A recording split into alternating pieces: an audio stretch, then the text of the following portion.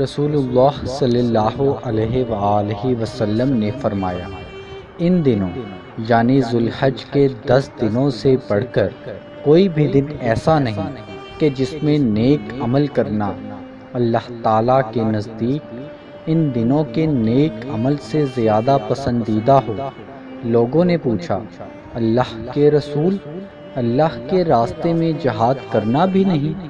آپ صلی اللہ علیہ وآلہ وسلم نے فرمایا، اللہ کے راستے میں جہاد کرنا بھی اتنا پسند نہیں، مگر جو شخص اپنی جان اور مال لے کر نکلے اور پھر لوٹ کر نہ آئے